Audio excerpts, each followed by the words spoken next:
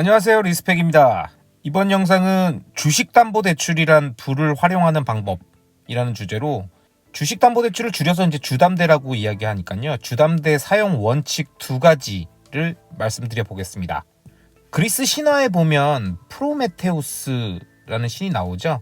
인간들을 불쌍히 여겨 신들만 사용할 수 있었던 불을 몰래 훔쳐서 인간에게 전달한 신인데요.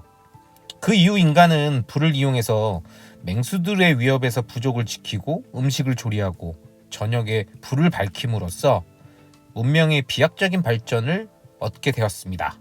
이 그림은 이제 프로메테우스가 인간에게 불을 주는 장면인데요. 그냥 좀 약간 아슬아슬하게 가렸어요. 제가 생각하는 레버리지라는 거는 프로메테우스가 인간에게 전달한 불과 같다고 생각합니다. 잘 사용하면 자산을 폭발적으로 증식시키는 핵심 도구지만 잘못된 방식으로 사용하면 지금까지 만든 모든 걸 태웁니다. 그냥 모두 다 태워버릴 수 있어요. 아주 양날의 검 같은 거죠. 저는 예전 글에서도 말씀드렸었지만 빚에는 좋은 빚과 나쁜 빚이 있다고 봅니다. 우선 좋은 빚은 미래 가치를 위한 투자용 빚이 좋은 빚이고요. 나쁜 빚이라는 거는 현재의 욕망을 채우는 소비용이 나쁜 빚입니다. 그러니까 우리가 미래에 무언가를 투자하기 위해서 레버리지를 일으켰다라고 얘기하는 것은 좋은 빚의 기준에 들어가고요. 뭔가를 사고 싶어.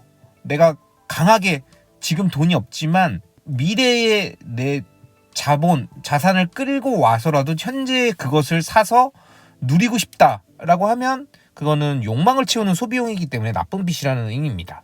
그리고 미래 가치를 위한 투자용 좋은 빚이었어도 본인이 사용할 수 있는 기간, 이율, 금액 비율에 따라서 진짜 좋은 빚과 안 좋은 빚으로 갈립니다. 아무리 투자 목적의 빚, 즉 대출이었어도 이율이 굉장히 높고 만기는 상당히 짧고 그 다음에 적은 비율로밖에는 안 빌려준다라고 하면 그런 대출이다라고 하면 투자자에게 굉장히 불리한 거예요. 별로 좋지 않은 빚입니다. 정리하면 투자용으로 좋은 대출, 좋은 빚은 아래의 세 가지를 만족해야 됩니다. 첫 번째, 만기가 긴 상품이어야 돼요. 두 번째, 이자가 낮아야 됩니다. 이자가 낮은 상품이어야 되고요. 세 번째, 담보 또는 신용 기준으로 많은 돈을 빌려주는 상품. 이 세 가지가 중요합니다. 만기가 길고 이자는 낮고 많이 빌려주는 거. 이 세 가지 조건을 만족하면 좋은 빚, 좋은 대출이라고 볼 수 있고요. 이 조건을 만족하는 대출은 대부분 주택담보대출이랑 직장인 신용대출 정도밖에 없어요. 먼저 주택담보대출은 제가 생각했을 때 가장 좋은 대출이에요. 왜냐면 보통 만기가 30년이에요. 그리고 자신의 주택을 담보로 대출해 주는데 주택 가격은 여러분들이 아시겠지만 변동폭이 낮죠. 글로벌 금융위기나 IMF 같은 게 와도 30% 정도 떨어질까 말까입니다. 그리고 타 대출에 비해서 대출 이자들도 굉장히 낮아요. 왜 대출 이자가 낮냐면 은행 입장에서는 담보물이 확실하기 때문이에요. 왜냐하면 변동폭이 적은 자산이죠. 근데 덩어리는 크죠. 그러면 내가 빌려준 돈을 뜯길 것 같다. 그럼 그 담보물을 차압해서 경매에 넘겨가지고 팔면 됩니다. 시간은 6개월에서 그 이상 걸리지만 어쨌든 확실하게 회수가 가능해요. 그 조건들을 가져갈 수 있는 거기 때문에 은행 입장에서는 빌려준 돈을 뜯길 가능성이 없는 거죠. 그러니까 낮은 이자로 빌려주는 겁니다. 그리고 담보물의 매수 시점 가격, 그러니까 매수 가격을 기준으로 정책에 따라 다르겠지만 70%까지 해주기도 하죠. 아니면 중간에 대출을 받는다라고 할 경우에는 감정평가액 기준으로 70%까지 해주기도 했었죠. 지금은 조정지역이냐 비조정지역이냐에 따라서 무주택자냐 다주택자냐에 따라서 조건들이 다 틀리긴 하지만요.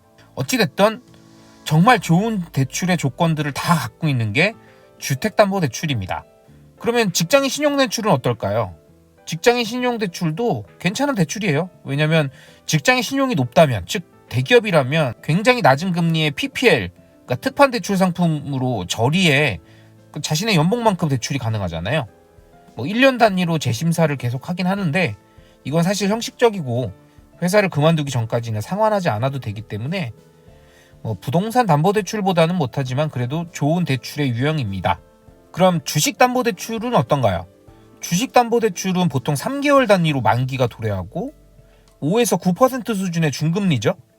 그 다음에 담보비율 밑으로 내려가면 2일에서 3일 이후에는 자동 청산이 됩니다. 그 중간에는 전화가 여러 번 오죠. 문자도 오고.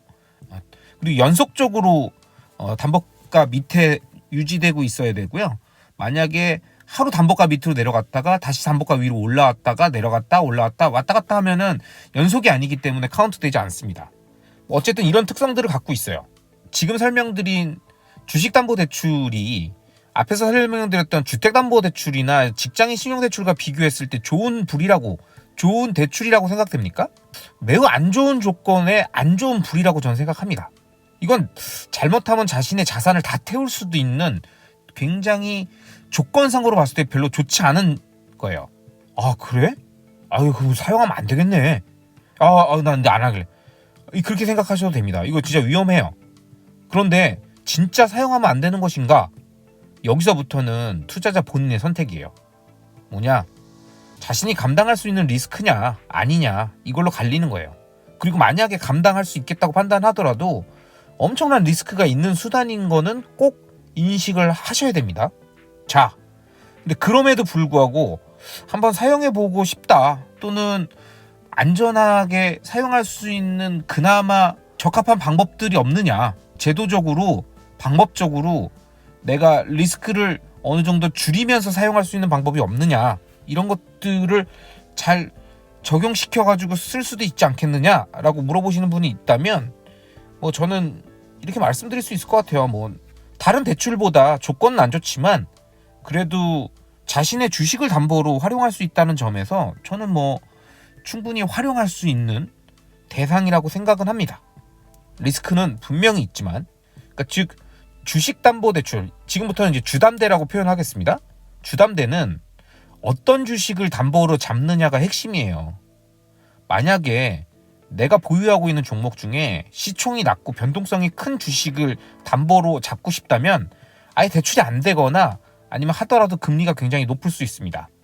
그러니까 내 담보물이 어떤 것이냐, 어떤 주식을 대상으로 하느냐에 따라서 금액이 조금씩 다 달라지고 조건들도 달라집니다.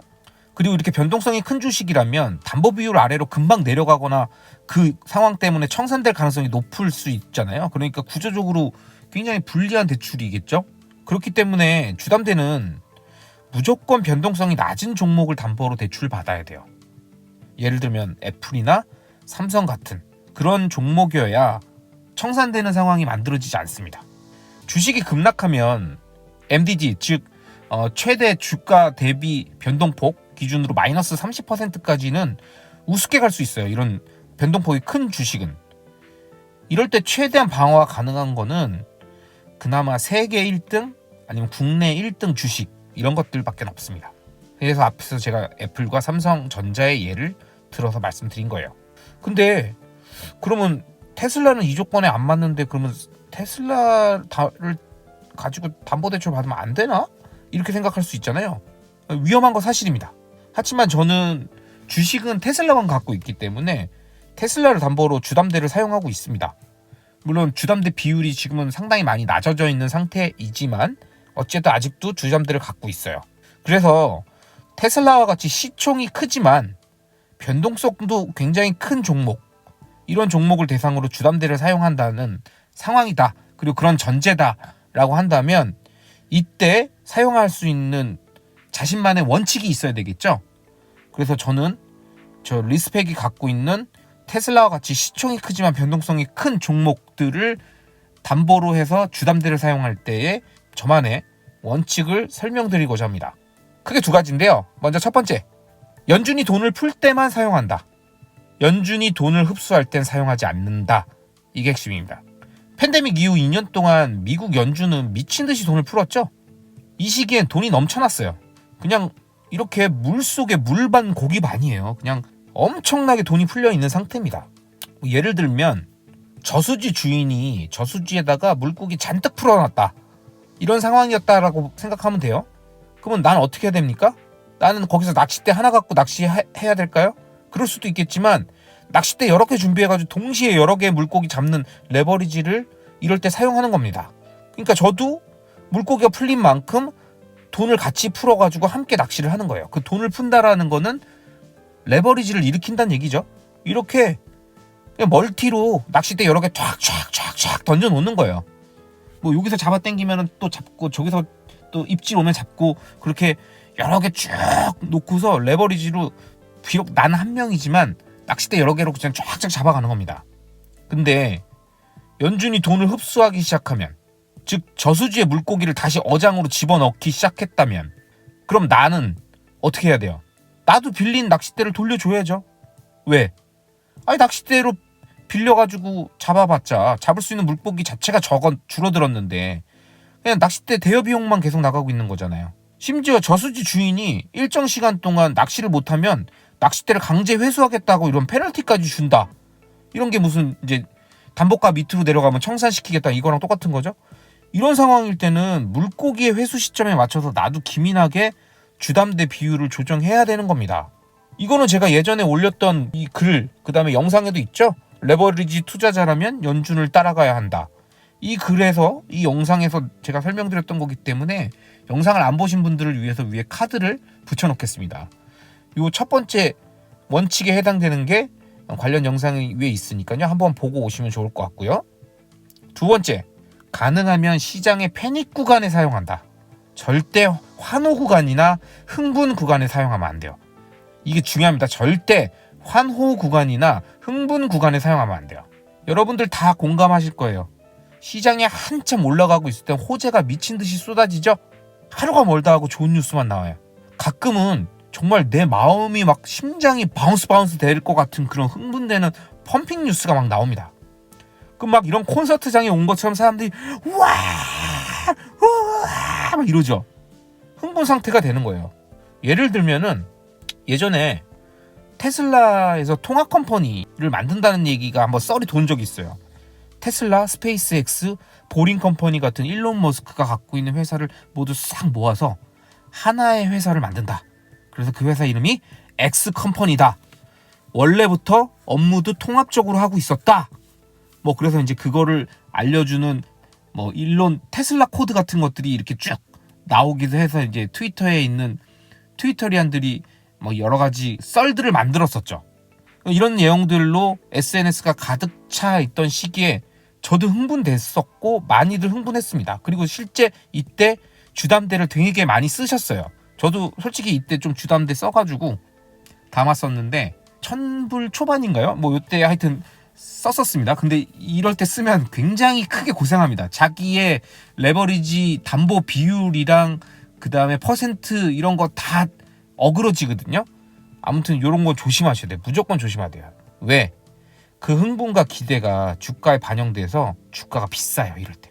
그래도 이때 흥분되는 그 상황에서는 지금 이 주가는 비싼 게 아니다. 야 이제부터 어떻게 올라갈 건데 괜찮다. 이렇게 얘기가 나오거든요. 근데 아니에요. 이렇게 사람들이 뭔가 흥분하고 모두가 열광할 때는 뭔가 좀 싸한 겁니다. 이럴 때는 뇌를 좀 차갑게 해야 돼요. 그리고 이럴 때는 이제 가격이 안 떨어지고 있잖아요.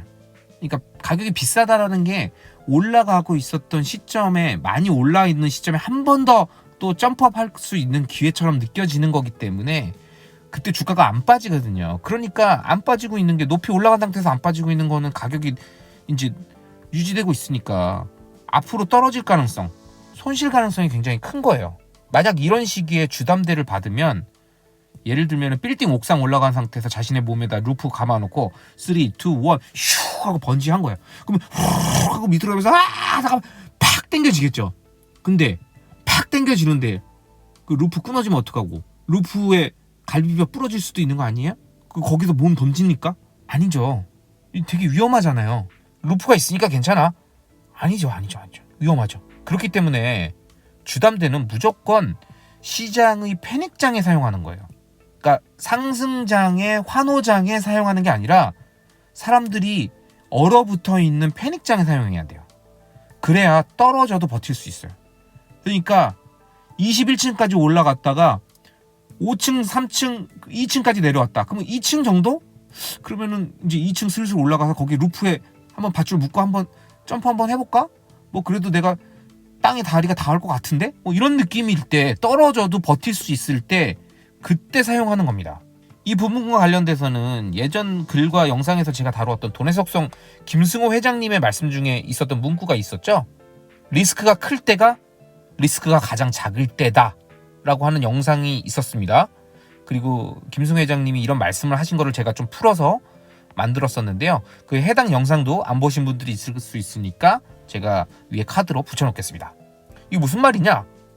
리스크가 클 때가 리스크가 가장 작을 때다라고 하셨는데, 그 말씀에 있는 의미는 리스크라는 건 불확실성 플러스 손실 가능성이라는 뜻이에요. 그러니까 어떻게 될지, 앞으로 어떻게 될지 모르겠다라는 불확실성, 그 다음에 더 많이 떨어질 수도 있지 않을까라고 하는 손실 가능성인데, 패닉장에서는 많이 떨어져 있는 상태이기 때문에 더 떨어질지 모른다라는 불확실성은 아직 남아있겠지만 절대적인 하락폭은 이미 큰 상태이기 때문에 향후의 손실 가능성은 낮아진 상태예요. 불확실성이라는 거는 사실은 올라가고 있는 상승장에도 있고 내려가고 있는, 떨어지고 있는 패닉장에도 있는 건데, 두 개의 차이의 정도가 일정 부분 좀 더 높다 낮다만 있다면 손실 가능성이라는 측면에서 봤을 때는 패닉장이 많이 떨어져 있는 상태이기 때문에 좋은 자산이라는 전제에서 봤을 땐 손실 가능성이 더 적잖아요. 그러니까 오히려 사람들이 리스크가 굉장히 크다고 느끼는 그 패닉장이 리스크가 가장 작은 상태다라고 말씀하셨던 거죠. 그렇기 때문에 주담대를 사용하는 사람이 가장 우려되는 상황이 이 청산 가능성인데, 이 리스크가 가장 낮아진 패닉장에서는 오히려 이 청산 가능성이 떨어져 있는 거죠. 굉장히 낮아져 있는 거죠. 자, 그러면 제가 주담대를 사용하는 저만의 원칙 2가지를 쭉 설명드렸었는데요. 정리를 한번 해보겠습니다. 일단 주담대는 부동산 담보대출이나 직장인 신용대출보다 구조적으로 안 좋은 대출이에요. 이 부분에 대해서 알고 가셔야 됩니다. 좋은 대출이 아닙니다, 일단은. 하지만 자신이 주식 투자를 규모 있게 하고 있고 그 담보물의 시총이 높고 변동성은 있을지언정 장기적으로 우상향하는 좋은 기업이라는 확신이 있다면, 이 담보물을 이용해서 내가 레버리지를 일으켜 봐야겠다라고 판단할 수 있잖아요. 그럼 그렇게 됐다라고 할 경우에는 연준이 돈을 푸는 시기, 즉 금리를 인하하거나 대규모 부양책을 시행하는 시기에 자신의 담보물이 많이 하락해 있는 시점, 그러니까 연준이 돈을 풀겠다, 대규모 부양책을 발표하겠다라고 하는데 그 내 담보물이 될 수 있는 주식의 가격은 많이 떨어져 있는 상태, 그럴 때 주식담보대출을 받는 겁니다. 왜냐하면 이때가 오히려 리스크가 낮아진 상태니까 과감하게 주담대 실행하는 거예요. 그럼 이런 상황이 언제죠? 연준은 금리를 낮춘다고 하고 테슬라의 가격은 많이 떨어져 있었던 시기, 이때가 언제입니까? 가장 가까운 건 2년 전 글로벌 팬데믹이 딱 이 상황이죠. 테슬라의 가격이 엄청나게 떨어져 있고 다른 자산들도 물론 다 떨어져 있지만 그 떨어져 있는 상태에서 우리가 테슬라 주식들을 계속 매집해서 모으고 있었죠. 그런데 연준이 금리를 계속 인하하면서 돈을 풀고 있죠. 그러면 이럴 때는 레버리지를 실행해 볼 수 있다는 겁니다. 왜? 떨어져 있는 가격에서 밑으로 더 내려갈 가능성, 손실 가능성은 적은데 앞으로 돈이 풀리기 때문에 그 풀린 돈에 의한 유동성 때문에 향후에는 나의 주식이 올라갈, 주식시장, 금융시장 자체가 상승할 가능성이 높아지잖아요. 그러면 굉장히 쫄려도 그럴 때 주담대를 일으키는 겁니다. 하지만 그 반대의 경우라면, 또는 2가지 조건 중에 하나만 만족한다. 예를 들면 지금 많이 떨어졌으니까 패닉장이니까 한번 일으켜볼까? 또는 그냥 연준이 돈을 푼다고 했는데 내 주식은 굉장히 높은 고점에 있다. 이럴 경우에는 전 추천하지 않아요. 이 2가지 경우를 모두 만족하는 경우에만 추천합니다. 그리고 참고로 저는 많은 글과 영상에서 밝혔지만 올해 들어서 주담대 많이 줄였어요. 신용대출도 많이 줄였습니다. 이유는 연준이 따라가야 된다고 하는 그 영상에서도 얘기했습니다. 연준이 돈을 풀 땐 같이 풀고 연준이 돈을 줄일 땐, 흡수할 땐 나도 흡수한답니다. 연준이가 하는 대로 똑같이 따라하는 거예요. 저도 레버리지 일으킨 비용만큼만. 그게 아니라 내가 현금으로 산 금액과 비율은 연준이 뭘 하든 상관없어요. 그건 내가 그냥 사고 싶을 때 계속 사는 겁니다. 지금 말씀드리고 있는 모든 내용은 내가 레버리지를 일으켜서 추가적으로 빚으로 투자금을 더 확대시킨다라는 전제에서만 말씀드리는 겁니다. 그 해당 비율만큼은 연준이 따라서 늘렸다 줄였다 한다는 거예요. 근데 지금은 어떤 상황이냐? 레버리지가 아니라 빌린 낚싯대가 아니라 그냥 원래 내가 갖고 있던 낚싯대만 이용해가지고 줄어든 물고기를 효율적으로 잡아야 되는 시기예요. 저는 그렇게 생각합니다. 연준이 돈을 흡수하고 있어요. 저수지에 풀었던 물고기들을 다 다시 어장뚝으로 집어넣고 있어요. 그러면 나도 낚싯대 다 회수시키고 있던 낚싯대도 회수하고 빌렸던 거 다 갚고 내가 원래 갖고 있던 내 낚싯대로만 정조준해서 한 마리 한 마리씩 잡는 거예요. 원화채굴한 걸로 돈 월급 들어오는 걸로 그냥 내가 살 때 안전하다고 생각했던 좋은 자산들을 조금씩 분할 매수로 계속 꾸준히 사 나가는 겁니다. 이렇게 낚싯대 하나 딱 들고 바다의 노을 보면서 차분하게 그래 뭐 오늘도 한 마리 줍줍 잡아볼까 하면서 이렇게 슉 던져가지고 그냥 하나 축축 낚아보면서 차분하게 그 찌 던져놓은 상태에서 커피도 한잔 하면서 기다리는 거예요. 잡히면 잡히는 거고 아니면 아닌 거고. 왜? 다시 물고기가 많아지는 시기에는 많이 잡힐 거고 물고기가 없는 시기에는 안 잡히는 거죠. 그냥 그 시장의 흐름에 맞춰서 나는 계속 꾸준히 낚시를 하되 그 시장의 유동성만큼 레버리지를 일으키고 싶다면 유동성에 맞춰서 레버리지 낚싯대를 늘렸다 줄였다 하는 그런 낚시꾼이 되는 겁니다. 이게 지금까지 제가 설명드렸던 주식담보대출, 주담대를 효율적으로 사용하는 방법입니다. 다시 한번 강조하지만 주담대, 주식담보대출은 부동산 담보대출과 직장인 신용대출보다 안 좋은 조건의 굉장히 위험한 레버리지 방식입니다. 프로메테우스가 준 불을 잘못 사용해서 내 초지상간을 다 태워버릴 수 있는 그런 불이기 때문에 프로메테우스가 우리한테 왜 그것을 주었는지에 대한 개념을 잘 생각하면서 적절히 우리의 문명과 부를 발전시키는 그런 용도로만 사용해야 될 겁니다. 이번 영상은 여기까지고요. 영상이 마음에 드셨다면 구독과 좋아요, 알람 설정 부탁드리겠습니다. 감사합니다.